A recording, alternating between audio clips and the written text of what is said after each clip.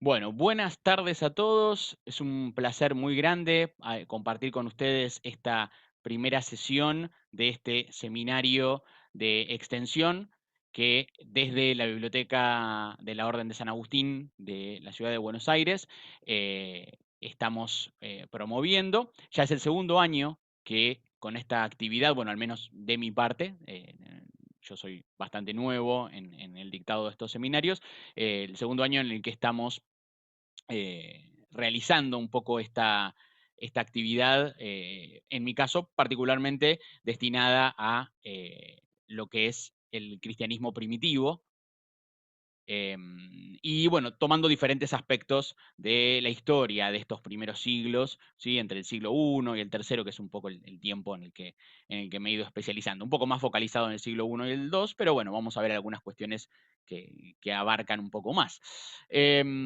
Bueno, como muchos sabrán, quizás otros no, porque tenemos bastante público nuevo, la Biblioteca de la Orden de San Agustín, que está en la calle Nazca, en Buenos Aires, ofrece toda esta clase de, amén, obviamente, de toda su colección bibliográfica, hemeroteca y demás, que pueden consultar a través de la página, que ahora luego va a aparecer, y a donde pueden escribir por diferentes consultas. Está muy orientada a todo lo que es la formación en historia antigua, medieval, principalmente historia religiosa, y además de, digamos, toda esa provisión de material, la difusión de todo este tipo de encuentros y eventos.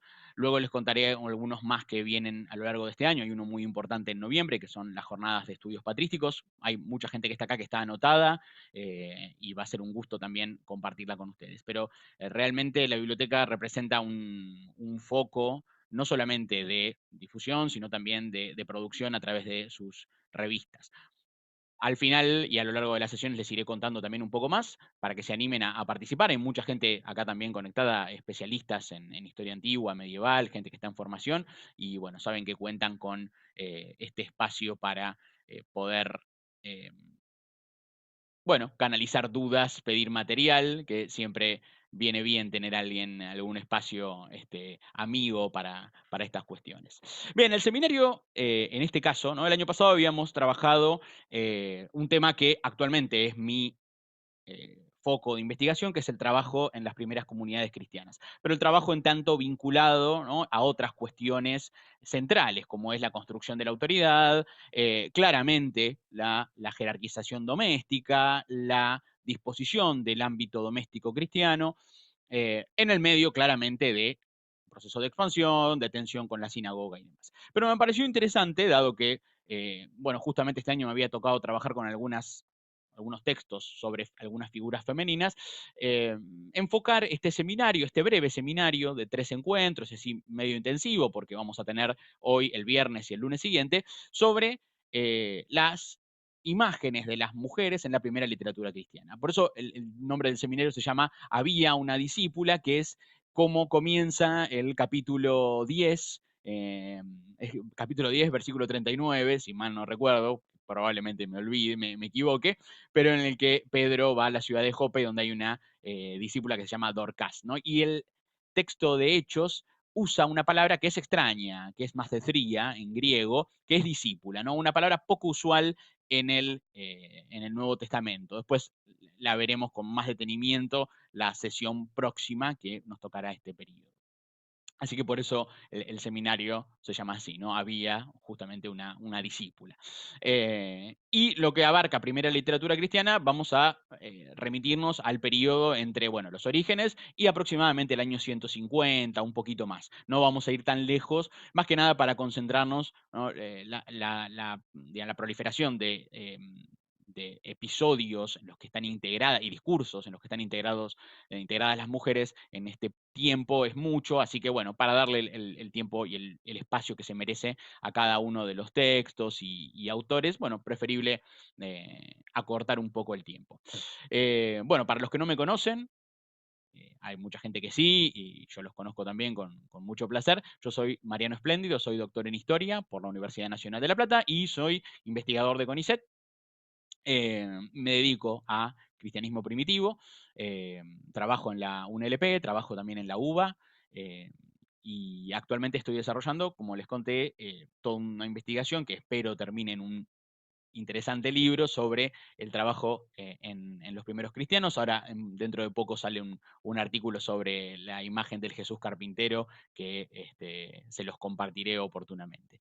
Bien, si les parece, en este primer encuentro nos vamos a dedicar, ¿no?, a hacer un marco un poco más general de la situación, ¿no?, en esta primera sesión de la mujer en el mundo grecorromano, ¿sí?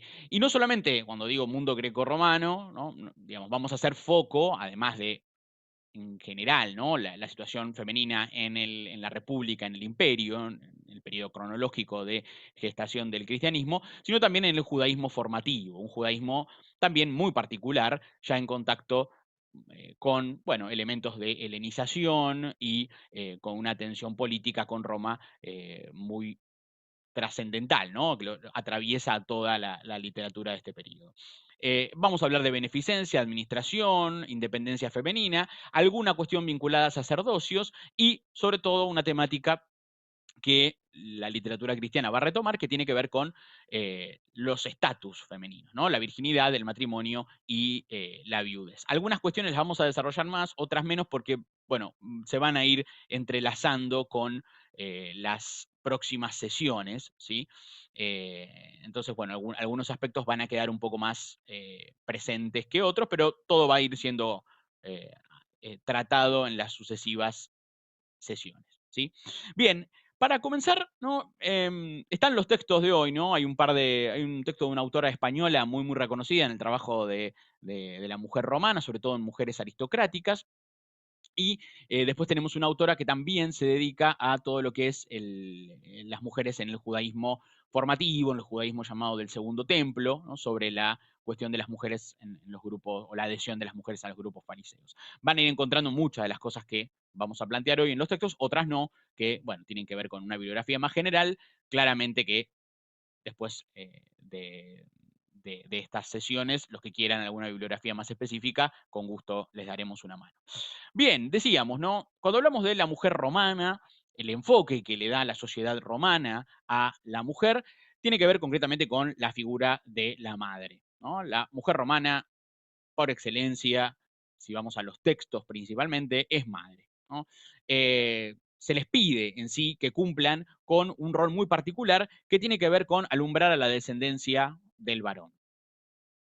Eh, Curioso, ¿no? En una sociedad como la nuestra, en la que, bueno, todos estos roles están siendo revisados y, bueno, claramente cuestionados, puestos, ¿no?, en la picota para, bueno, considerar sus diferentes aspectos. En general, ¿no?, para la mujer romana, digamos, de su función biológica se deriva una construcción social, ¿sí? Claramente, la mujer romana, sobre todo las mujeres de, obviamente, las clases aristocráticas, son ciudadanas, ¿sí? Eh, Son claramente señaladas como ciudadanas, pero solamente en tanto, ¿no?, son reproductoras de ciudadanos, ¿sí?, legítimos, ¿no? Acá viene la cuestión de la legitimidad, y también transmisoras de derechos. O sea, derechos que ellas no pueden ejercer, ¿sí? Por supuesto, los pueden transmitir. Diríamos que no producen, sino que reproducen derechos, y tienen, digamos, más allá de esto, ¿no?, de esta cuestión de reproducción, una vida bastante recluida en el ámbito privado, solamente, digamos, permitida, ¿no?, su salida para determinadas y puntuales situaciones, eventos, principalmente de tipo religioso. ¿Sí? La mujer, entonces, reproduce ciudadanos, transmite, ¿sí? Puede transmitir herencia, puede casarse, ¿sí? Un matrimonio bastante tardío, ¿no? Ahora vamos a hablar un poco de estos aspectos. Eh, pero más allá de todo esto, ¿no?, el mito de origen de las mujeres romanas con el rapto de las Sabinas, ¿sí?, está basado en un concepto de violencia principalmente, ¿no? Esto lo deja en claro Tito Livio desde el primer libro de Abu Recondita, ¿no?, donde claramente la fundación de Roma está en manos de varones y donde las mujeres se agregan posteriormente y se agregan por medio del conflicto justamente con sus vecinos. Aquí lo que vamos a tener, a ver si puede pasar tranquilamente, está un poco trabada la tecla, a ver, ahí está, bien. Lo que tenemos en particular, ¿no? Respecto de la violencia original, al menos en lo que es el mito, ¿no? Pensemos que la historia de Tito Livio, bueno, consagra una mirada respecto de la historia de Roma desde, diríamos, el pináculo del final de la República, casi el principio del Imperio. Tiene un sentido bastante político y propagandístico esta historia. No me voy a meter en detalles, bueno, muchos de ustedes lo saben. Pero las imágenes femeninas que nos transmite del periodo monárquico y, digamos, la Primera República son bastante violentas, ¿no? No solamente tenemos el rapto de las Sabinas, ¿no? Y su violación y la intervención de Ercilia, sino también el mito de Lucrecia, ¿no? El suicidio de Lucrecia luego de ser ultrajada por el hijo de Tarquinio. Y bueno, este suicidio que tiene todo un sentido, hasta diríamos heroico, en el sentido de que se suicida para, digamos, evitar que, fruto de esa violación, tenga la descendencia de alguien que no es su marido, ¿no? Acá un poco aparece la situación particular de estas figuras aristocráticas femeninas romanas. En el periodo republicano, ¿sí? Las ciudadanas van a estar al servicio de Roma. Y en algunas contadas situaciones, el mismo Tito Livio y Dionisio de Halicarnaso mencionan que las mujeres salen, ¿no? A participar, ¿no? Digamos, indirectamente o como recurso para salvar a la República.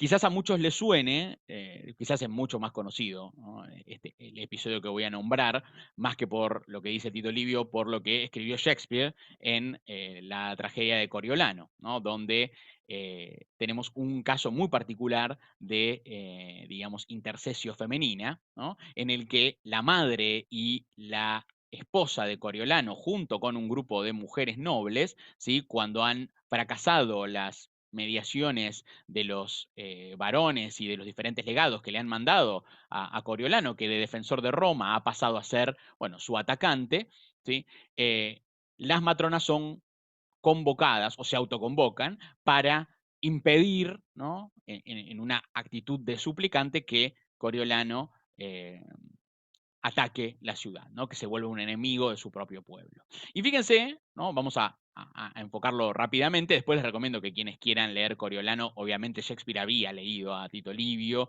y dota toda esta situación de una amarga, de un amargo entorno, ¿no? Y la relación entre Coriolano y su madre, ¿no? Esta relación, ¿no? Un poco particular y muy hasta edípica por momentos, ¿no? Pero bueno, eso quizás es una acotación shakespeariana. Pero Tito Livio lo pone, ¿no? Claramente a Volumnia, que es la madre, como el prototipo, ¿no? De esta mujer aristocrática y, sobre todo, antes que madre, ciudadana de la República, ¿no? Fíjense, vamos a verlo rápidamente, ¿no? Haciendo acento en alguna o subrayando alguna cuestión, ¿no? Después se juntaron las matronas y fueron a ver a Beturia, la madre de Coriolano, y a su esposa Volumnia. No puedo asegurar si esto fue consecuencia de un decreto del Senado o simplemente a causa del miedo de las mujeres, ¿no? Si se autoconvocaron, diríamos, o el Senado las movió para que intercedieran. Pero en todo caso tuvieron éxito convenciendo a Beturia para que fuese con Volumnia, Volumnia es esposa de Coriolano, y sus dos hijos pequeños al campamento enemigo. Mientras que los hombres eran incapaces de proteger a la ciudad por las armas, las mujeres buscaron hacerlo con sus lágrimas y oraciones, ¿no? Van como suplicantes claramente. A su llegada al campamento se envió recado a Coriolano de que se había presentado una gran cantidad de mujeres. Había permanecido impasible ante la majestad del Estado en la persona de sus embajadores, ante el llamamiento que a sus ojos y ánimo hicieron los sacerdotes. Aún más dura fue para con las lágrimas de las mujeres. Entonces uno de sus amigos, que había reconocido a Beturia de pie entre su nuera y sus nietos, y visible entre todos ellos por su gran dolor, le dijo: si no me engañan mis ojos, tu madre, tu esposa y tus hijos están aquí. Coriolano, así como un loco, saltó de su asiento para abrazar a su madre. Ella cambiando de tono de súplica a la ira, ¿no? le dijo, ¿no? Se ve que él ha venido engañada, ¿no? Las lágrimas han sido su pasaporte, pero ahora que están frente a él, descargan la ira. Antes de permitir tu abrazo, déjame saber, ¿he venido ante un hijo o ante un enemigo? Si estoy en tu campamento como tu prisionera o como tu madre. Haber tenido una larga vida y una vejez infeliz me ha llevado a esto. Que tenga que verte exiliado y convertido en enemigo, ¿tendrás el corazón de arrasar esta tierra en la que naciste y que te ha alimentado? ¿Cómo no se dio la ira hostil y amenazante con que llegaste al entrar en su territorio? ¿No te decías, al posar tus ojos en Roma, dentro de estas murallas está mi casa, mis dioses familiares, mi madre, mi esposa, mis hijos? Si yo no hubiese parido, ningún ataque habría recibido Roma. Si nunca hubiese tenido un hijo, habría terminado mis días como una mujer libre en un país libre.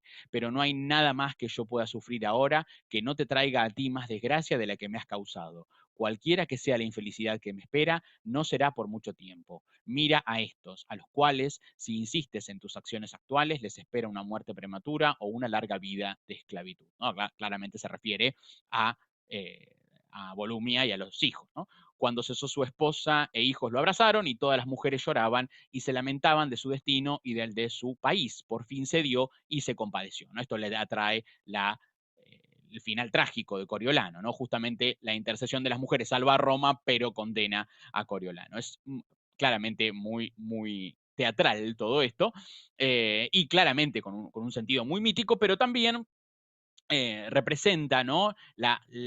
Digamos, simbólicamente la importancia, ¿no? de estas mujeres aristocráticas como intercesoras, ¿sí? Acá lo tenemos, en un momento particular, ¿no? Claramente de la República. Bien, acá está,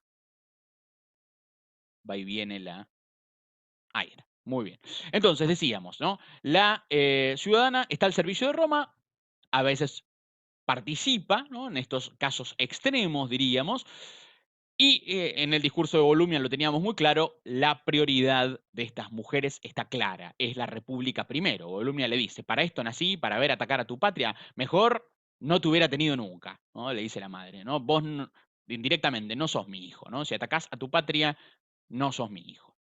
En esto tienen claro, ¿no? su rol y además, diríamos, ha planteado una estrategia. Las lágrimas la han llevado, ¿no? le han permitido el paso y posteriormente el desencadenamiento de su ira. Si bien asumen su rol social en cuanto madres, y acá viene lo interesante, en realidad en la sociedad romana la virginidad no es una opción, más que en algunos casos contados que tienen que ver con algunos sacerdocios, como es el de las vestales y demás, pero en realidad no, la virginidad, no, digamos, obviamente lo es en tanto preparación para el matrimonio y como una condición social, sobre todo en los círculos aristocráticos, ¿no? Esto no quiere decir que pase en las clases más bajas y demás. Eh, pero en sí, como estilo de vida, como veremos la semana que viene, ¿no? La aparición de la renuncia sexual voluntaria dentro del cristianismo primitivo, esto no existe. ¿No? Por eso, la mujer romana, uno dirá, condenada a la figura, ¿no? y al rol de madre, ¿no? a este rol social, ¿no? derivado de su condición biológica, nos lleva a que las mujeres, ¿no? y esto lo plantea una de las autoras que tenemos para hoy, ¿no? reelaboran la maternidad con comportamientos diferentes. No lo podríamos llamar resistencia, pero incluso dentro de su lo mismo podríamos plantear de la esclavitud, ¿no? Dentro del rol social que les compete, claramente que conocen, ¿no? los diferentes vericuetos y espacios en los que, bueno, pueden ejercer algún tipo de poder, pueden, digamos, mostrar su influencia, ¿sí? Ganar espacios, ¿sí? Hacer visible su discurso, ¿no? Una maternidad creativa es la de las mujeres del periodo republicano imperial y esto lo vamos a ver en algunos casos muy concretos. Primeramente en el caso de Cornelia. Cornelia, hija de Escipión el Africano y madre de los hermanos Graco, ¿no? va a ser, diríamos, un poco el modelo, ¿no? tardo republicano de, digamos, de mujer aristocrática, ¿no? de madre, la imagen que los romanos promueven, ¿no? y con la cual educan a sus mujeres. No solamente es hija del vencedor de Cartago, lo cual le va a traer una fama incluso mucho mayor que como madre de los Gracos, ¿no? Pensando en lo que va a ser la imagen de Cornelia utilizada en el periodo imperial.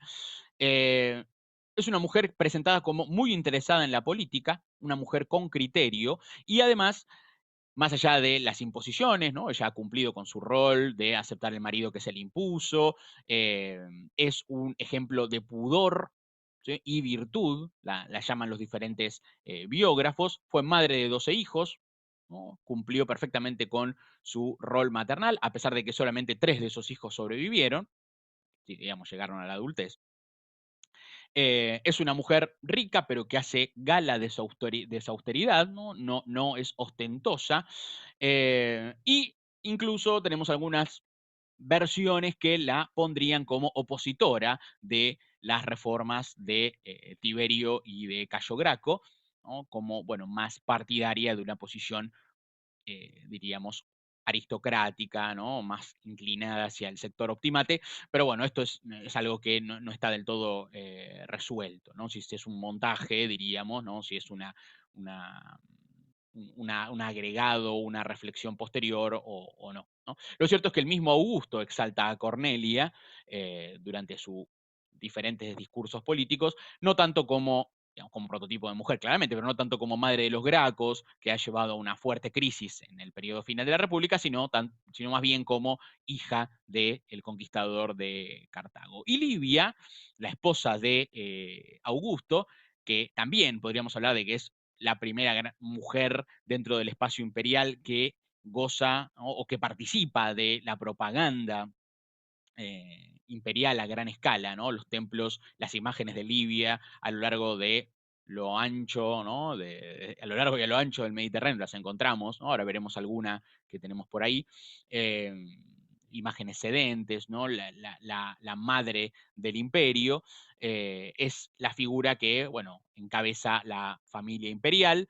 Eh, si bien Augusto, diríamos, rompió con la República, subrepticiamente, no rompe con las tradiciones romanas, ¿no? Augusto, al contrario, en todo lo que es su política, emite normas, ¿no? Una norma por la cual, por ejemplo, la mujer libre, ciudadana, madre de 3 hijos, quedaba libre de tutor, ¿no? Libre de alguien que la controlara, si estos hijos habían superado los 3 años, ¿no? La idea es, bueno, generar alicientes para que las mujeres se casen, tengan hijos, el rol maternal más que nunca es lo que legitima la descendencia, ¿no? La consecución del ara pacis, ¿no? Que lo pueden encontrar en diferentes imágenes hacia ya el primer siglo de nuestra era, como, ¿no? La exhibición de imágenes de la familia imperial, esta idea de concordia, ¿no? De aquellos que viven bajo el mismo techo, y Libia en el centro de esta familia imperial como aquella que no solamente mantiene a los diferentes libertos y esclavos dependientes del emperador, sino también como, diríamos, eh, si bien no participa públicamente, como una consejera de Augusto, ¿no? Y una figura de gran ascendencia. Aquí entramos también en un terreno un poco espinoso porque habrá algunos historiadores como Tácito que, bueno, hacen de Livia prácticamente un monstruo, ¿no? Que está detrás de muchos asesinatos y otros que son un poco más benévolos, ¿no? Lo cierto es que no vamos a entrar en la polémica, pero la verdad es que Livia presenta, ¿no? Lo mismo que otras mujeres de la dinastía Julio-Claudia, una gran ascendencia, ¿no? Y esto se muestra en la correspondencia constante con Augusto.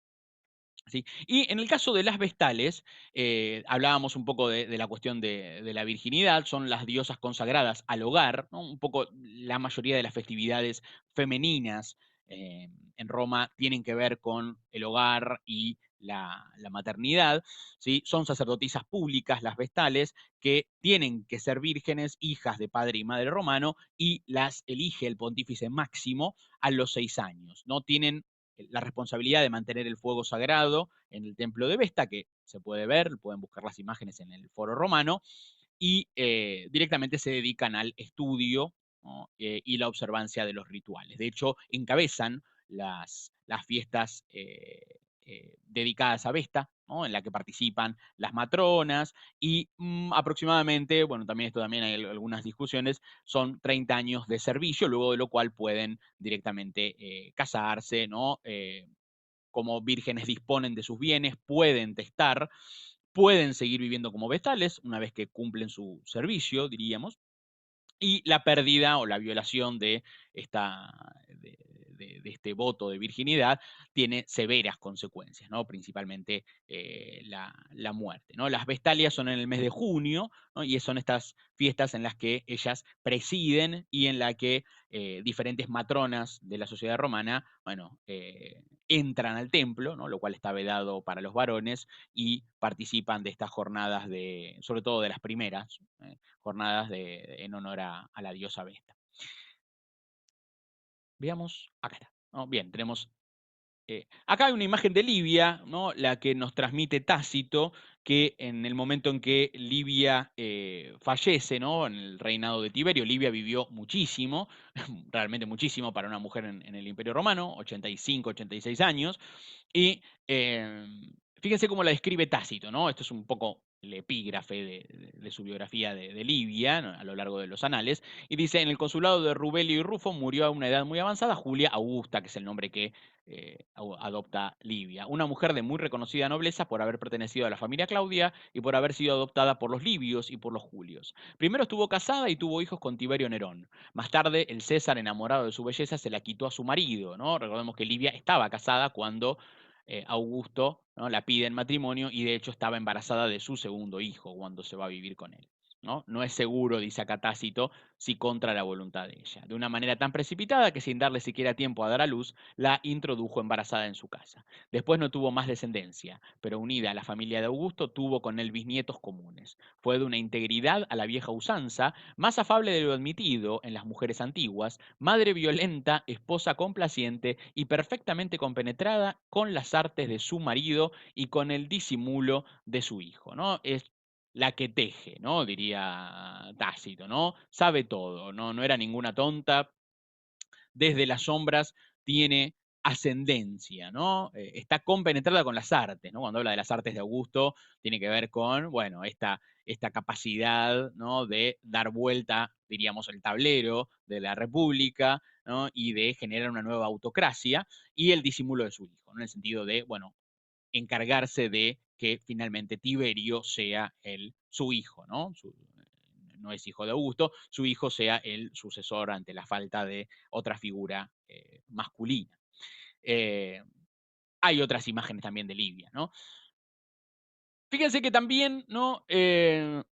Hay otro tipo de obras, ¿no? Por ejemplo, Ovidio, en El arte de amar, nos transmite una imagen femenina bastante particular, ¿no? Pero que en este tratado sobre el cortejo, ¿no? Y los caprichos de su amada, Ovidio dice, ¿no? Si hay alguien que piense que ser esclavo de una mujer es cosa vergonzosa, yo quedaré ante su juicio convicto de tal vergüenza, ¿no? O sea, no tengo ningún empacho en decirlo. Y ya que estaba predestinado a ser presa de una mujer hermosa, ojalá que también lo hubiera sido de una que fuera condescendiente.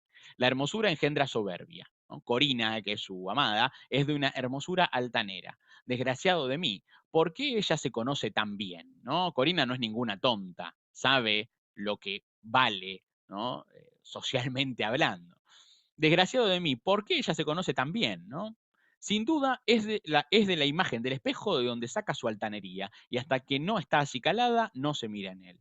Si tu hermosura te da un desmedido poder sobre todas las cosas, oh hermosura nacida para esclavizar a mis ojos, no debes por eso, al compararme contigo, despreciarme. Las cosas inferiores pueden juntarse con las grandes. Admíteme tú también, lucero mío, a tu lado, con las condiciones que quieras. Consiento en que me impongas leyes en medio del foro, ¿no? Lo cual es lógico, las mujeres no participan en esto, ¿no? Pero cómo utiliza, ¿no? esta ironía, esta metáfora del espacio varonil, ¿no? Para que rija la mujer, ¿no? No seré para ti ocasión de reproche, ni alguien de cuya marcha te alegres. No será el nuestro un amor del que hayas de renegar. En lugar de una gran fortuna, ¿no? Tengo mis divertidos versos y muchas quieren valerse de mí para tener renombre. ¿no? Bueno, no es precisamente un aristócrata, ¿no? No tiene mucho que ofrecerle, pero claramente, ¿no? Acá hay una puja de intereses. Pero está la cuestión del amor, y esto también creo que hace a, bueno, cuál es la relación del varón con la mujer. Fíjense que Suetonio, en la biografía de Augusto, es bastante duro con la cuestión de la lealtad matrimonial, ¿no? Por eso él dice, ¿no? Nadie, ni sus propios amigos, niega que Augusto cometió muchos adulterios y únicamente procuran excusarlo, diciendo que no era tanto por pasión como por política y con objeto de enterarse, por medio de las mujeres, de los secretos de sus adversarios.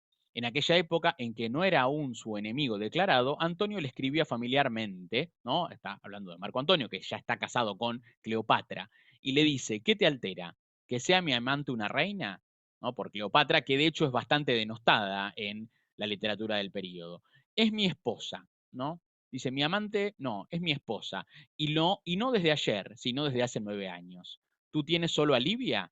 Estoy seguro que en el momento en que leas mi carta habrás gozado ya de Tértula, o de Terentila, o de Rufila, o de Salvia Titiscuria, o tal vez de todas ellas.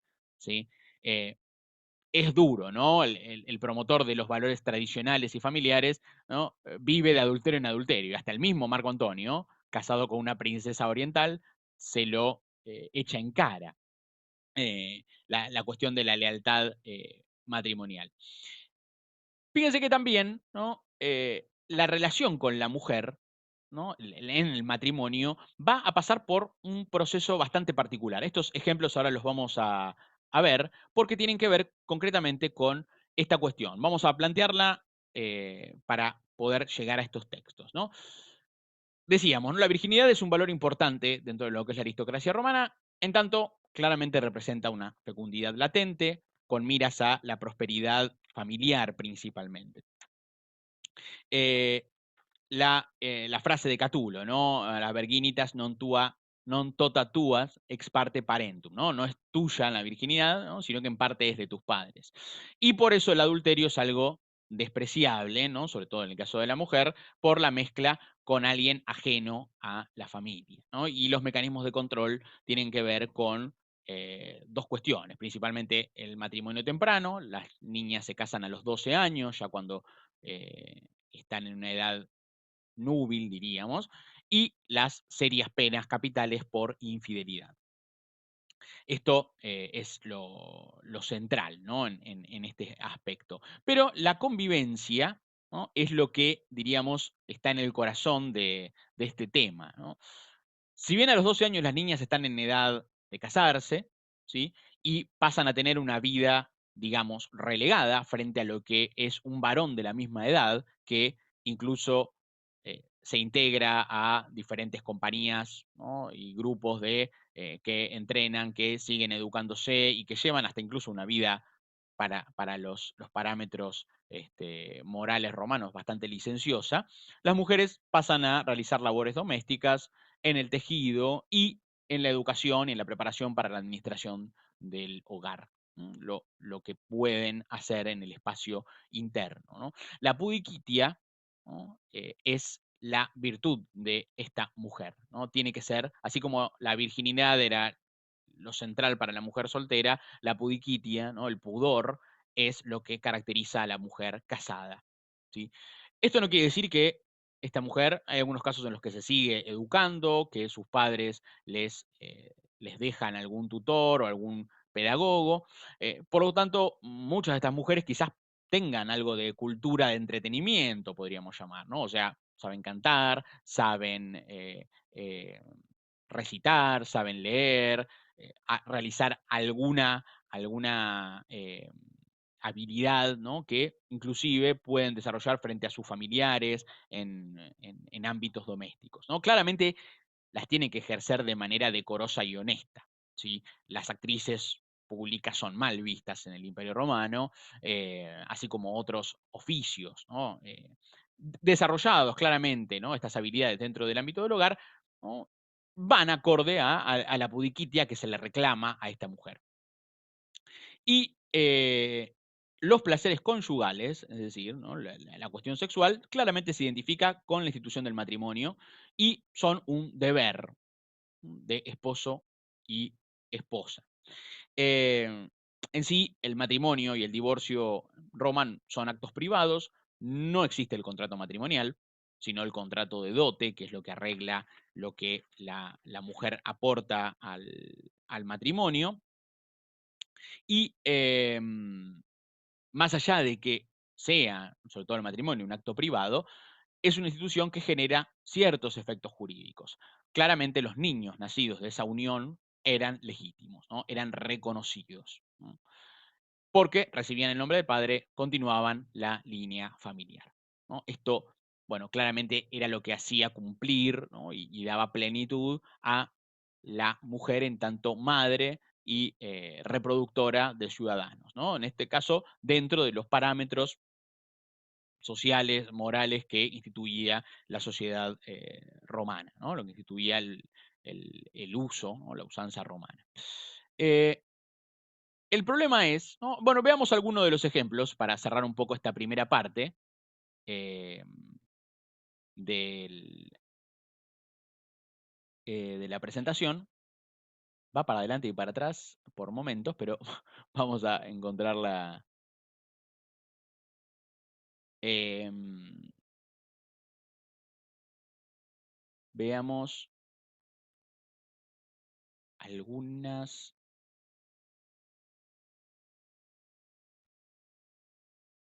Está acá. Ahí vamos. Aquí, bien. Tenemos antes de la carta de Plinio, fíjense por ejemplo, ¿no? Plinio da en sus diferentes libros, ¿no? Muchas cartas donde o intercambia con alguna mujer o habla de algunas mujeres de la aristocracia romana. Y, por ejemplo, en la carta 5 del libro octavo, habla de, bueno, un hombre que ha perdido a su esposa. Y fíjense cómo la describe, ¿no? Nuestro querido Macrino ha sufrido un terrible golpe, ha perdido a su esposa, una mujer extraordinaria, y que habría sido un modelo de virtud incluso si hubiese vivido en tiempos de nuestros antepasados. Estuvieron casados durante 39 años sin que mediase entre ellos una sola discusión, una sola ofensa. Qué respeto mostró siempre por su marido, cuando ella misma era digna de la mayor veneración. Qué numerosas y elevadas virtudes tomadas de las distintas épocas de la vida reunió y supo combinar en sí misma. ¿Sí? Esto es un ejemplo de mujer, ¿no? Nunca discutió nada, nunca ofendió, ¿no? Y fue para afuera, ¿no? Un símbolo de veneración, un ejemplo, ¿no? Un ejemplo en todo lo que hace las mejores virtudes de diferentes épocas. Fíjense que en esto Plinio habla, ¿no? De los tiempos de nuestros antepasados, siempre el tiempo de la República, eh, los que hablan desde el imperio, ¿no? Los autores del imperio, bueno, es como la época dorada, ¿no? La época de la plena virtud, ¿no? Del equilibrio institucional. Y acá lo va a expresar en el caso de una mujer que está a punto de morir, que está muy enferma, que se llama Fania, y que claramente también es un símbolo de la virtud de la esposa romana. Plinio le está escribiendo ahora en el libro 7, la carta 19, diciendo: me causa ciertamente profundo dolor que una mujer tan excelente, Fania, no sea arrebatada, que no la vean ya más los ojos de nuestros conciudadanos, que no sé si podrán volver a ver a alguien de su mérito. Qué vida tan intachable, qué rectitud, cuánta gravedad, cuánta firmeza. 2 veces siguió a su marido al exilio y en una tercera ocasión fue ella misma condenada a la relegación por causa de su marido ya muerto. Qué mujer tan encantadora, qué afable y, lo que a muy pocos les es dado, no menos digna de ser amada que de ser respetada. ¿Habrá otra después de ella que podamos mostrar como un ejemplo a nuestras esposas? ¿Habrá otra en la que incluso los varones encontremos un modelo de fortaleza?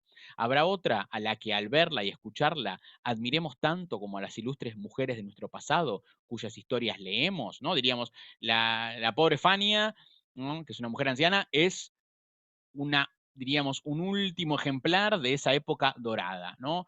Y no solamente por haber ejercido sus virtudes dentro del hogar, sino, digamos, haber compartido la suerte política de su marido, haber conocido el exilio e incluso la persecución después de la muerte de su marido por diferentes rivalidades políticas, ¿no? Que la carta es un poco más larga, ¿no? Pero fíjense, no va a quedar nadie como ejemplo para nuestras esposas, para los varones también, ¿no? Acá la pone como en modelo de fortaleza, y ¿no? Esta idea de las ilustres mujeres de nuestro pasado, ¿no? Las que forjaron la República. Bien, bueno, hagamos un breve corte porque así vamos a la segunda parte y no nos agotamos, de 5 minutos simplemente para que tomemos algo y damos el cierre. Al final, si van teniendo alguna pregunta, inquietud, lo van volcando. Esperen un poco, no lo pongan ya mismo al chat. Alguna cosa la charlamos ahora y si no, obviamente algunas cuestiones las vamos juntando y las retomamos claramente la próxima sesión. En 5 minutitos entonces estamos de regreso.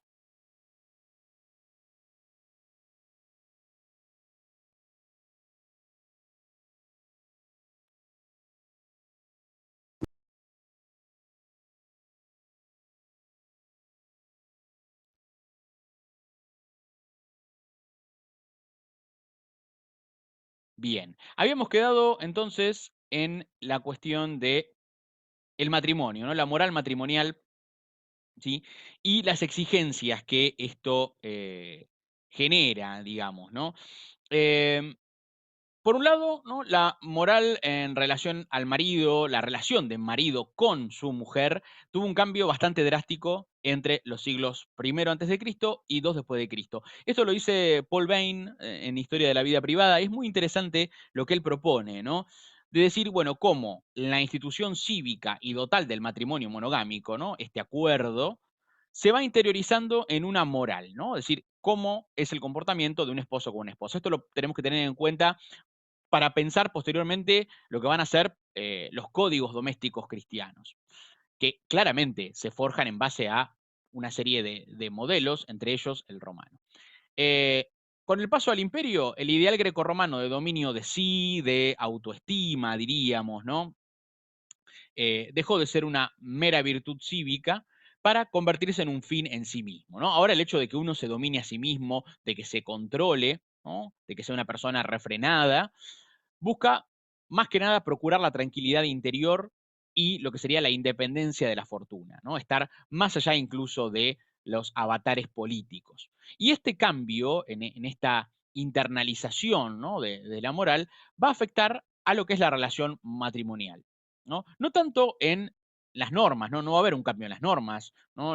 Se va a seguir planteando el matrimonio bajo las mismas, los mismos parámetros en cuanto a lo que son las tareas y lo que se espera de cada uno de los cónyuges. Eso no va a cambiar, ¿no? Pero va a haber un cambio de enfoque en cuanto a una idea, una nueva forma de convivencia, ¿no? O una nueva propuesta, ¿no? Moral en cuanto a lo que es la base de la institución matrimonial. Para muchos esto proviene un poco de la influencia estoica, pero no sería del todo, según dice Paul Bain, no sería del todo cierto, ¿no? Si bien los estoicos fueron, digamos, abonaron este terreno, ¿no? La idea de el cambio de enfoque en el matrimonio, ¿no? De repensar las instituciones, digamos, y en este caso concretamente, ¿no? El matrimonio no es solamente para engendrar hijos, ¿no? Sino que implica una convivencia, ¿no? Y esto hace que encontramos, ahora vamos a ver algunas cartas y demás, algunos escritos en la que la mujer ya no es un niño grande que hay que cuidar en la casa y tampoco es una herramienta reproductiva, ¿no? Sino que la mujer pasa a ser, dentro del entramado doméstico, una amiga y consejera, ¿sí? Digamos, es la mano derecha del paterfamilias. ¿Sí? Y en digamos, en este cambio de mentalidad, lo cual, digamos, no es absoluto, vamos a ver que hay quienes siguen pensando en los valores tradicionales, eh, aparece el amor conyugal como una variedad superior de la familia, ¿no? No necesariamente tiene que estar, ¿sí? Pero si está, pero si existe esa conexión, esa relación íntima y complicidad, diríamos, entre el esposo y la esposa, bueno, es mucho más beneficioso para el equilibrio doméstico. Decía que teníamos, ¿no? Algunos ejemplos. Vamos a ver lo que dice Plinio respecto de su mujer, ¿no? Eh, Perdón que me la pasé. Ahí está. Dice, nunca, esto es en el libro 6 de cartas, la carta 4, ¿no? Donde le escribe a su esposa, en este caso la tercera. Nunca he lamentado más que mis responsabilidades en Roma me hayan impedido acompañarte a Campania, cuando por motivos de salud has abandonado la ciudad. En esta ocasión, más que en ninguna otra, deseaba estar junto a ti para ver con mis propios ojos cómo vas recuperando tus fuerzas. Ciertamente, aunque gozases de una perfecta salud, no dejaría por ello de echarte de menos y de preocuparme por ti, pues causa una enorme inquietud y desasosiego no saber nada durante un cierto tiempo de una persona a la que se quiere muchísimo. Por eso te ruego encarecidamente que me ayudes a superar mis miedos, enviándome todos los días una o incluso dos cartas. Eh, no tenemos la respuesta de la mujer, pero debemos entender que, y en otros casos Plinio le pide por otras cuestiones, que tenía una correspondencia muy fluida, ¿no? Y cuando habla respecto de su matrimonio, expresa claramente que se entiende perfectamente con su mujer, pese a la distancia de edad, ¿no? Y habla del concepto de amor, ¿no? Algo que, bueno, Plinio es muy sensible, lo mismo va a hablar respecto de sus esclavos, ¿no? Y las personas que trabajan a nivel doméstico, pero con su esposa tiene una debilidad muy particular, ¿no? Y claramente este carteo, más allá de las cuestiones de salud, la muestran como, bueno, una figura consejera. Hay una contraimagen, ¿no? Dentro de este, digamos, del mismo Plinio, ¿no? De la misma producción de Plinio, que tiene que ver con una mujer anciana también, ¿no? Que ha muerto y que ha dejado un testamento y, bueno, su herencia, y también un aristócrata, y Plinio dice lo siguiente, fíjense a qué se dedicaba esta mujer, y acá entramos también en alguna serie de actividades en las que las mujeres se pueden insertar, ¿no? Dice, Humibia Quadratila ha muerto dejando un testamento muy honorable. Ha instituido como herederos a su nieto y a su nieta.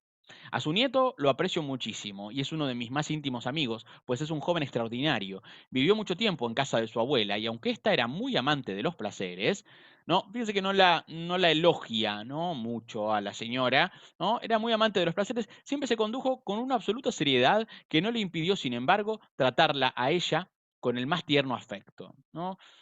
Se ve que entre nieto y abuela hay una diferencia en cuanto a comportamientos, ¿no? La mujer es viuda, evidentemente, dispone de su fortuna y fíjense lo que hacía. Su abuela tenía a su servicio una tropa de actores de pantomimas a las que prodigaba sus atenciones, sobrepasando en ello la medida que habría convenido a una mujer de elevada alcurnia. Estaba vinculada a un tipo de actividad no muy bien vista a nivel social, ¿no? Diríamos, tenía una compañía teatral, tenía un grupo de actores que hacían pantomima y que de hecho, acá abajo les dejé un artículo de Classical Antiquity del 99, donde se analiza el caso de esta empresaria Humidia Quadratila, porque por algunos grafitis que se encontraron en Pompeya con nombres de algunos actores de esta mujer que aparentemente habrían hecho giras por algunas ciudades italianas. Bueno, la ponen como una mujer que, no, una viuda acaudalada que tenía este tipo digamos, de interés por actividades teatrales, ¿no? Cosa que su nieto aparentemente reprueba, dice Plinio, ¿no? Él nunca vio a los libertos de su abuela, bueno, muchos libertos son actores de esta troupe, actuar porque le parecía indecoroso, ¿no? Y Plinio nunca la exalta como ha exaltado a otras figuras, ¿no? A su propia esposa y demás, ¿no? Una mujer de alta alcurnia, ¿no? Pero metida en un negocio no tan bien visto, diríamos, ¿no? Esto es muy interesante. Y hay otro caso también, eh, a ver si lo encuentro. Bueno, no, que creo que está un poco más adelante, donde tenemos también acá el estatuto, ¿no? De un colegia, ¿no? Una asociación en la que es una mujer, Salvia Marcelina, que esto es un texto que está grabado en una placa de mármol, que se ha rescatado y que actualmente está en el Vaticano, ahí tienen la sigla, aproximadamente mitad del siglo II después de Cristo, en el que una mujer, Salvia Marcelina, hija de Cayo, en memoria de Flavio Apolonio, procurador de los Augustos, que estaba a cargo de la Galería de Imágenes del Palacio, y también en memoria de Capito, liberto imperial, su asistente y excelentísimo y piadoso esposo. En este caso, deberíamos pensar que estamos hablando de una liberta, que es la que dona como obsequio a la Asociación de Esculapio y Salud, Salud es una diosa, la tierra para una capilla con una tienda y una estatua de mármol de Escolapio y un solarium cubierto adjunto en el que los miembros de la asociación mencionada pueden celebrar un banquete, ¿no? Las asociaciones son agrupaciones de ciudadanos de diferente rango, ¿no? Incluso de no ciudadanos, que dan culto a una deidad y son compañías que tienen un fondo común para asistencia fúnebre, banquetes, ¿no? Generar una vinculación, algunos sacerdocios. Bueno, en este caso, la benefactora de esta asociación, ¿no? Es esta Liberta, que donó a los 60 miembros de la asociación 50.000 sestercios y pone una serie de condiciones respecto a las fiestas de Esculapio y de la diosa Salud y demás. Pueden encontrar ahí también, están marcados algunos artículos, después comparto bien el PDF para que lo tengan a través de la biblioteca, donde se analiza el caso, ¿no? De esta inscripción tan particular de esta benefactora, que es Salvia Marcelina. ¿Sí? Pero fíjense cómo cambia esta idea, ¿no? Del matrimonio, justamente en el periodo en el que vamos a encontrar justamente el surgimiento del cristianismo, ¿no? Se piensa de otro costado la relación con la mujer. El cristianismo también nos va a ofrecer una perspectiva, pero para eso tenemos que tener en cuenta qué piensa el judaísmo en el que Jesús va a nacer. ¿Sí? A ver, hay que pensar que el judaísmo con el que se encontró Jesús, ¿no? Muchos de ustedes lo sabrán, no es el judaísmo bíblico del Antiguo Testamento, ¿no? Diríamos el judaísmo anterior al exilio, ¿no? Es muy lejano el judaísmo de David, de Salomón, ¿no? Ni hablar de tiempos más remotos. Pero aún así, conservamos algunas cuestiones, ¿no? Las mujeres para el judaísmo formativo, el judaísmo del Segundo Templo, este judaísmo que va desde el regreso del exilio en el siglo VI hasta la destrucción del Templo de Jerusalén, podríamos poner en el 135, ¿no? En el siglo II de nuestra era, plantea que las mujeres no son vistas como iguales a los hombres, ¿no? Tampoco son judías en el pleno sentido, ¿no? de la palabra, ¿no? Eh, están, eh, digamos, anexadas en segundo lugar a la alianza, ¿no? La alianza de Dios con Abraham a través de la circuncisión. Se las considera como determinadas por los mandatos de la Torá, ¿sí? Esto las va a delimitar, ¿no? Su actuación. Y su posición subordinada se debe, y esto también va a aparecer muy significativamente en la literatura del periodo, al rol de Eva en la creación, ¿no? Como la tentadora, como incluso, ¿no? En su gestación subordinada al varón, ¿no? Creada posteriormente en base al varón. El cristianismo también va a tomar esta imagen de Eva, sobre todo en su periodo de institucionalización, ¿no? de jerarquización. Eva es un punto, diríamos, en contra para el discurso femenino.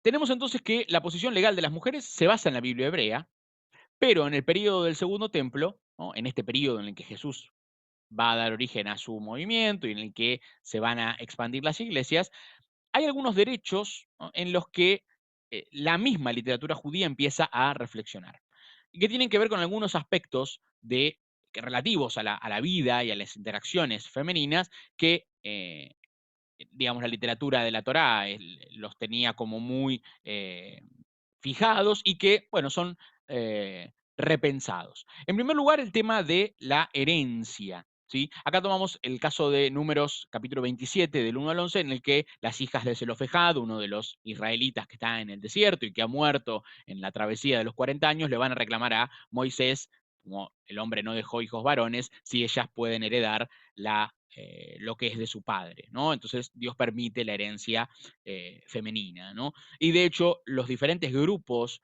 fariseos del periodo, ¿no? del Segundo Templo, ¿no? De este judaísmo contemporáneo a Jesús, reclaman en pos de la herencia femenina, ¿no? También recayendo mucho en, bueno, algunos antecedentes grecorromanos con los que han tenido contacto, ¿no?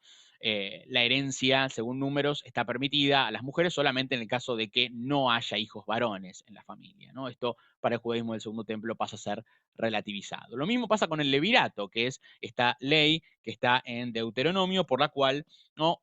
Por un acto de caridad y para mantener sí, de caridad hacia el hermano muerto, ¿no? Un hermano se debe casar con la viuda del hermano fallecido, ¿no?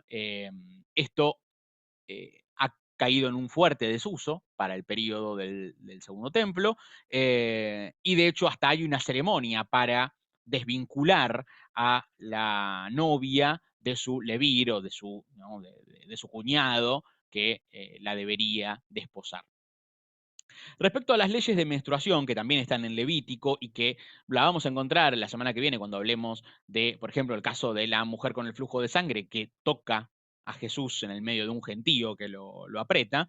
En cuanto a esta cuestión que está presente, decíamos, en Levítico, no hay un avance tan grande, ¿no? Primero, no está muy claro si estas leyes de menstruación se aplicaban solamente a la aristocracia sacerdotal, a las mujeres de la aristocracia sacerdotal, o era, digamos, para el común de la gente, ¿no? Em, y por otro lado, ¿no? Hay una gran parte del judaísmo del Segundo Templo que defiende a ultranza esta idea. De hecho, los autores de los evangelios lo dejan muy en claro, ¿no? Cuando esta mujer que ha perdido toda su fortuna trata de acercarse, se ha transformado en una rechazada, en alguien marginal, impura absolutamente, impura permanentemente, porque mal que mal la mujer que está en periodo de menstruación posteriormente recupera su pureza, ¿no? Alguien que nunca termina, que está en constante flujo de sangre, está en una impureza constante. Se sabe que, por ejemplo, grupos de saduceos, de samaritanos, dentro de este judaísmo tan plural en el que aparece Jesús, seguían respetando estas leyes, ¿no? Y aparentemente se endurecen incluso la convivencia, ¿no? Con las mujeres en periodo de menstruación, y hay algunas normativas dentro de el Talmud y la Mishnah que van a incluso, ¿no?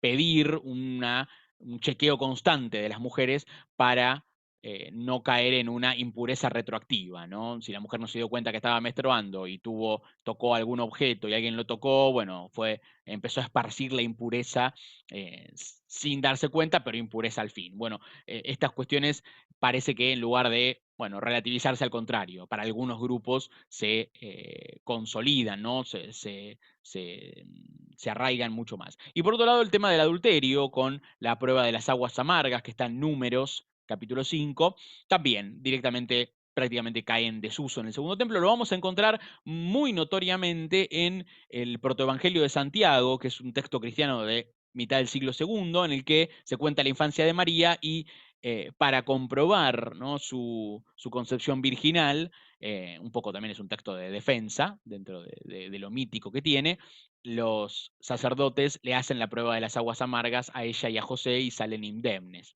¿no? Es muy interesante, esto lo veremos un poco la semana que viene. Hay otros temas relacionados con la posición de la mujer que en la Torá no están tratados y que en este periodo sí se les da, digamos, se los pone en primer lugar. Por ejemplo, el tema del contrato de matrimonio, ¿sí? Que vamos a encontrar, por ejemplo, que en la Tosefta, el rabino Simeón Ben Yattá va a plantear que los derechos de la mujer en el contrato matrimonial, bueno, tienen una serie de beneficios para la esposa en el caso de viudez, en el caso de divorcio, ¿sí? Para que quede con algunos bienes, ¿no? Acá hay aspectos que no tienen antecedente en la ley judía, ¿no? En la Torá, pero que emergen, ¿no? Fruto de diferentes situaciones que se van dando, ¿no? Fíjense, por ejemplo, acá encontramos en, en alguno de los textos, no nos vamos a detener, pero tenemos presencias femeninas en, por ejemplo, conflictos armados. Josefo habla de mujeres que están en la resistencia de la guerra contra los romanos durante el sitio de Jerusalén. Y también acá tenemos algunas frases del periodo de la Mishnah sobre la menstruación, ¿no? Y por qué directamente, ¿no? La mujer debe ser apartada, ¿no? de las actividades religiosas. Y a esto vamos un poco como cierre, ¿no? Eh, a nivel cultural, directamente este periodo del Segundo Templo saca a la mujer del servicio religioso, no hacen nada. ¿no? De hecho, en el templo hay, diríamos, una digamos, el templo tiene una partición, ¿no? Una compartimentación sexual en torno al acceso a los espacios, ¿no? Hay un patio para los gentiles, hay un patio para las mujeres, o un atrio para las mujeres, hay un atrio para los varones, a donde las mujeres, incluso las mujeres judías, no pueden llegar, ¿no? Y hay un espacio sacerdotal, ¿no? Van marcándose, ¿no? Los estamentos en torno al acceso a lo sagrado. Hay algunos textos, ¿sí? En los que se habla de mujeres que tejen para el templo, ¿no? Que son hilanderas. Vamos a encontrar también que en el protoevangelio de Santiago, María es confiada a los sacerdotes del templo como una de las vírgenes que se encarga de tejer la cortina del Santa Sanctorum, ¿no? Ahí hay mucha cuestión simbólica, pero también, bueno, es un reflejo de estas menciones de mujeres que se dedican a esta actividad. Pero en lo que hace a lo ritual, nada, ¿no? La legislación rabínica en los siglos II, III la sigue excluyendo. Sin embargo, en algunas funciones públicas encontramos mujeres. La dinastía Asmonea, que reinó en Israel durante, ¿no? Desde la revuelta macabea hasta el ascenso de Roma, cuenta con una reina que es Alejandra Salomé, muy cercana al sector fariseo. Tenemos mujeres en la diáspora judía que ejercen como arquisinagogos, como presbíter, como mater sinagogos, todos son roles de beneficencia en la diáspora, claramente en los politeumas judíos, ¿no? En estas pequeñas comunidades judías nucleadas alrededor de un espacio de oración y de formación. Bueno, las mujeres gozan de otra presencia, ¿no? Y de otro rol, como benefactoras, como anfitrionas, que claramente en el Templo de Jerusalén no tienen. Y en las sectas y movimientos religiosos del periodo de Jesús las encontramos prácticamente en todas, ¿no? El texto que teníamos para hoy habla de mujeres adictas al sector fariseo, pero también encontramos a las mujeres de los saduceos. Los esenios tienen, incluso, pese a ser una secta bastante exclusiva masculina, diferentes miembros casados, ¿no? Hombres y mujeres de comunidades esenias. Los encontramos también incluso, bueno, entre las mujeres que participan con celotas y otros grupos armados. Acá lo tenemos, ¿no? En las que están en la revuelta y que, bueno, Josefo les da un lugar bastante especial, incluso en el sitio de Masada, que es la última resistencia. ¿Cuáles son los modelos femeninos de este periodo, ¿no? A nivel literario? Por un lado, Judith, que es esta viuda que se encarga de vengar, ¿no? Y de detener el asedio de su pueblo, de Betula, y la madre de los macabeos, sobre todo no tanto en la versión de segundo Macabeo, sino de 4 macabeos, que finalmente se suicida antes que ceder ante el rey impío, ¿no? Que pide la apostasía. La brujería es una carga para las mujeres dentro de lo que es la literatura judía del Segundo Templo y rabínica, ¿no? Son agentes de brujería, muy asociado a cuestiones que tienen que ver con el cuidado de la salud y la alimentación, ¿no? En algunos casos terminan como chivos expiatorios de algunas catástrofes locales. Y la literatura rabínica, en esto no voy a entrar en gran detalle porque también nos escapa a nuestro tiempo, tanto la Mishnah como la Tosefta y otros tratados van a tener diferentes posturas en relación a las mujeres, ¿sí? Sobre todo en lo que hace a la enseñanza de la Torá a las niñas, ¿sí? Esto, si bien hay algún sentido de tolerancia, ¿no? Sobre todo en escritos, digamos, como la Tosefta, donde se podría pensar que hay alguna posibilidad de que las mujeres ingresen a una academia rabínica. En otros casos, directamente, ¿no? Directamente la mayoría de los textos cree que es una pérdida de tiempo, ¿no? La Perdón, mujer no Mariano, está hay un instruida. micrófono abierto. Sí, me parece que es algo, o un eco o un micrófono de alguien. Creo que es Leonel. Es algún televisor de fondo. A ver ahí. Bien.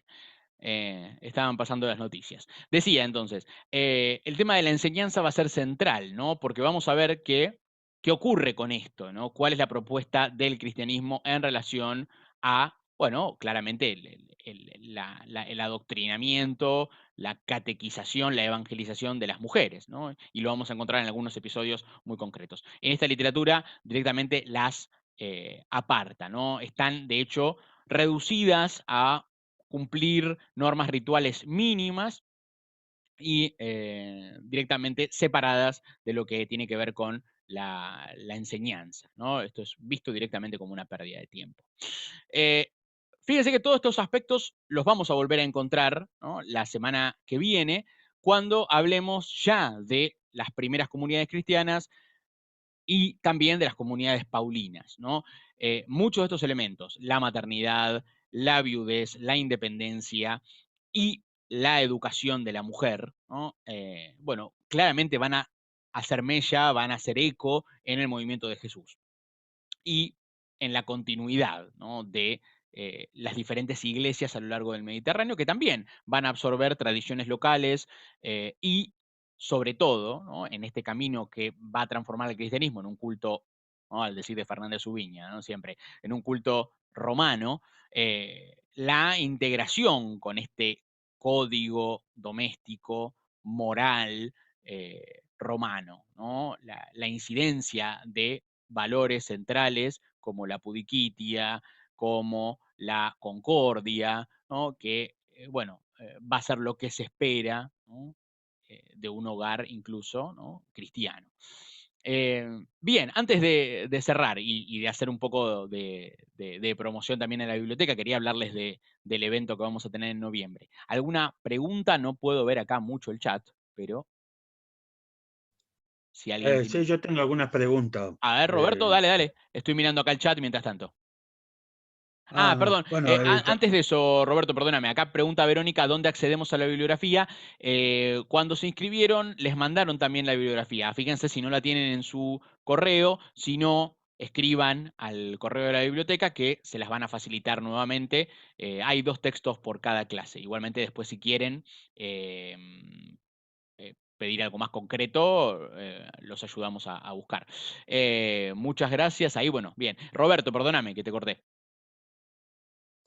no, está bien, no hay problema.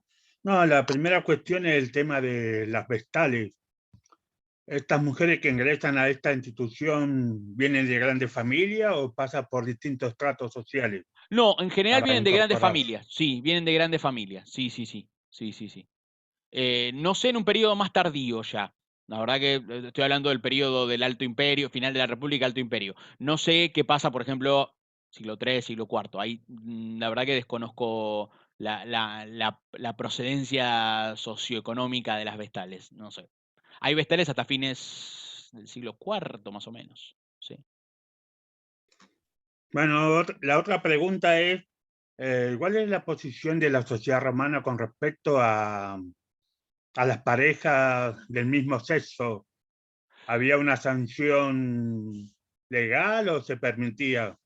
Mira, ahí hay Aparte de la exaltación del matrimonio y todo eso. claro, al ser una cuestión, digamos, íntima, no hay condena de las prácticas. A ver, moralmente hay una sanción, digamos, hay un, no son prácticas vistas en tanto generen una dependencia, no son prácticas bien vistas en tanto generen una dependencia perjudicial, pero en general no hay ningún tipo de condena, como sí la vamos a encontrar, y lo vamos a ver también, en lo que es las uniones, digamos, no naturales para la literatura judeocristiana, que lo van a tener muy marcado directamente, ¿no?, lo que llaman las relaciones torpes o todo lo aborrecible. Para la sociedad romana no hay ningún problema, de hecho no hay una sanción moral, sobre todo en el varón, ¿no?, en el pater familia, que, bueno, tiene relaciones con la esclava, tiene, bueno, Plinio en algunas, no las puse, hay muchas cartas en las que Plinio habla de asuntos domésticos, y el mismo Marco Aurelio en sus memorias, ¿no?, en un momento da a entender cuando habla de sus relaciones sociales que pudo tener contacto con X o X esclavo dependiente suyo y no lo tuvo, ¿no? Inclusive son relaciones que eh, quedan manifiestas y que no, digamos, no conllevan ningún tipo de juicio, ¿no? De valor, sobre todo si están dadas entre alguien de una categoría social diferente, ¿no? Entre dos personas de categoría. Si uno abusa de su esclavo y tiene preferencia, lo tiene como favorito. Hay una figura que es la de los niños de Licia, por ejemplo, que son normalmente niños o adolescentes que ejercen de esclavos sexuales, sobre todo en familias de alta alcurnia. Eh, en Historia Augusta, por ejemplo, se habla de los niños de Licia del emperador Cómodo, que incluso conspiran en el momento de su asesinato con su concubina. Son prácticas que están digamos, muy reconocidas, ¿no? No hay una condena. El cristianismo y el judaísmo van a tener una postura absolutamente diferente sobre esto. Digamos, y cómo esto, más allá de que sea una prerrogativa, ¿no? Y pienso en los cuerpos esclavos, principalmente, que el esclavo, siempre digo lo mismo, el esclavo no se pertenece, por ende, no tiene capacidad de control sobre su cuerpo. Si lo abusan, no se puede resistir, ¿no? Ni a un esclavo ni a una esclava. Esto va a ser un problema, ¿no? Para lo que implica, tanto para el judaísmo como para el cristianismo, la idea de la pureza de la comunidad. Y por eso también el tema es cómo decirle, ¿no? Cómo adoctrinar a los paterfamilia, ¿no? Y a las mujeres también, a que no tengan relaciones con los esclavos, ¿no? Por más que sea una prerrogativa, por más que sean dueños de la totalidad de esos individuos. Son prácticas que están presentes y que claramente van a ser debatidas. Bueno, la última pregunta es, vos mencionaste que en la comunidad de Senio había participación de mujeres. Hay casos de matrimonios, hay casos de algunas comunidades esenias asentadas en ciudades, algunos barrios esenios, en los que se habla de matrimonios, de presencia de mujeres. En general, las comunidades ascéticas son solamente de varones, pero hay algunas menciones bastante curiosas digamos, matrimonios que adoptan los comportamientos o los estilos de vida esenios, incluso en ámbitos urbanos. Perdón que estoy buscando una pregunta que dice que que habían hecho más arriba, pero no la encuentro. Bueno, si alguien tiene alguna más. Ah, perdón. Sí, ¿puedo hacer una Acá, pregunta? sí, perdón, acá pregunta uno de Andrés, acá la copia Pablo, ahí te escucho ya, ¿eh? Dice, en esa época existían muchas diferencias entre una mujer romana y una mujer cristiana. Bueno, hay que pensar que muchas mujeres cristianas van a ser romanas. Entonces, la cuestión es cómo se las va a ingeniar el cristianismo para, ¿no? En su expansión y en su apertura a la gentilidad, ¿no? Al salir del marco judío, para hacer convivir, ¿no? La propuesta cristiana con los estilos de vida, las ocupaciones y la idiosincrasia del mundo imperial, ¿no? Esto claramente va a ser un problema, ¿no? Es un problema, y no solamente en el caso de las mujeres, va a ser un problema con todo, ¿no? Con los esclavos, va a ser un problema con los oficios, va a ser un problema con la convivencia en general, ¿no? En todos los ámbitos, pero tranquilos que eso lo vamos a ver. Posición sobre el aborto. Bueno, el aborto tampoco es condenado, no lo mencioné.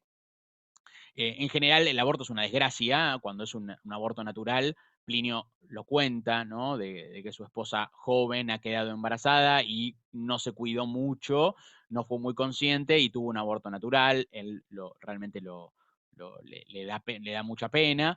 Tiene una postura, él da a entender, por ejemplo, que no es muy proclive a aquellas que usan, ¿no? Algunas hierbas y demás para procurárselo el aborto, pero es una práctica totalmente normalizada, ¿no? Y que tiene que ver también con las capacidades de mantenimiento de cada una de las familias, ¿no? Hay que pensar que es una economía de subsistencia donde una boca más que alimentar es un serio problema, ¿no? La mortalidad infantil es muy alta, ¿no? Eso es cierto, pero no hay una condena en ese aspecto, ¿no? Perdón, ¿quién estaba por preguntar algo que quedé? Yo, Mariano, Sí, yo quería Natalia, sí. preguntarte si, yo quería preguntarte si el estoicismo hace algún aporte particular respecto a esto que vos dijiste de las mujeres romanas, o simplemente comparte esta idiosincrasia. Digo, estoy pensando, no sé, a lo mejor en Marco Aurelio o en Cicerón, digo, si hay alguna referencia puntual o bueno, No, como forman parte de esta cultura, la claro, comparten. claro. Mira, en general no sé, desconozco finamente si hay alguna referencia muy particular, pero las posturas, ¿no? Bueno, de Cicerón, de Marco Aurelio, cuando hablan de la relación con sus mujeres, ¿no? Paul Bain dice, bueno, nombraste a Cicerón que yo me lo había saltado cuando expliqué un poco este cambio de mentalidad, ¿no? El tema de, bueno, ir al fundamento de las relaciones, ¿no? Y de encontrarle su racionalidad y de otorgarle a la mujer una capacidad o ponerla en un cierto pie de igualdad. Bueno, entre el estoicismo y el cristianismo también hay algunos puntos en común, después lo vamos a ver cuando hablemos de los códigos domésticos cristianos, donde, bueno, la mujer no es un mero reproductor, no es una herramienta de la casa, ¿no? Hay que priorizar la convivencia, ¿no? Dentro de esta idea de libertad y de autodominio, ¿no? Cuando Marco Aurelio habla de su esposa, la pone en estos términos de amiga, ¿no? de compañera de tribulación, lo mismo cuando habla de otras figuras femeninas también, de su familia. Pero sí, creo que serían los representantes más exactos. Desconozco si hay algo, la verdad que se me pasa, por ahí Cicerón tiene algo más específico y lo desconozco, algo concreto respecto a la mujer propiamente, ¿no? Gracias. Bien, bueno, los que tengan, yo para no extenderlo mucho más, ya son casi 8:30, preguntas, acérquenlas, mándenlas. Les iba a comentar que, a ver si lo puedo compartir para que lo vean, en el mes de noviembre vamos a tener con la Biblioteca Agustiniana este coloquio, ¿no? Estas jornadas de estudios patrísticos, el 4 y el 5, a la cual pueden participar, sumarse como asistentes. Se van a titular Mulier quid ploras, ¿no? Es la frase, siempre partimos de una frase, ¿no? La frase que en Juan Jesús le dice a María Magdalena, ¿no? ¿Por qué lloras? Porque estás llorando. Y va a centrarse en imágenes y lecturas de lo femenino en los padres de la iglesia. Vamos a tomar desde el Nuevo Testamento hasta el amplio rango de la patrística. Hay bueno, un montón de instituciones que están auspiciando este evento, que ya es la 7ª edición, siempre con una temática diferente. Quienes quieran también pueden pedirla circular o descargarla de la página de la biblioteca. Va a haber exposiciones de especialistas de gran renombre de muchos países, desde Rusia a Italia, España, Holanda, Estados Unidos, Brasil, tenemos Chile, México. Bueno, va a haber un montón de especialistas, cada uno con diferentes tratamientos y enfoques, pero van a ser realmente 2 días muy intensos. Va a ser por Zoom, así que cuando esté el programa pueden ir siguiendo las conferencias que gusten. Obviamente también un montón de gente conocida del ámbito nacional que trabaja estos temas.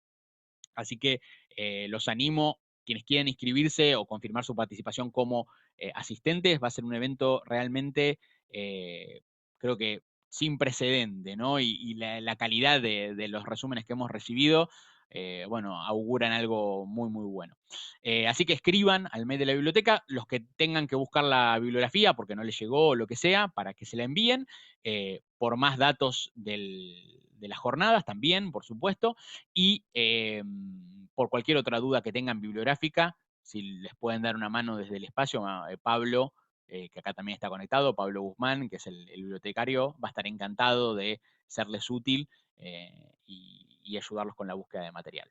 En lo que hace al seminario, manden preguntas, lo que sea. Vamos a hacer al final del seminario un pequeño, les voy a pedir una pequeña, a quienes gusten, por supuesto, un pequeño resumen, una pequeña cuestión, porque estamos pensando en la próxima edición de una de las revistas de la biblioteca poder, bueno, volcar impresiones sobre el seminario, así que aquellos que estén interesados, para la última sesión voy a proponer alguna especie de actividad resumen, y los espero el viernes a las 7 para la segunda sesión, que ya vamos a entrar en el mundo de los evangelios y las cartas paulinas.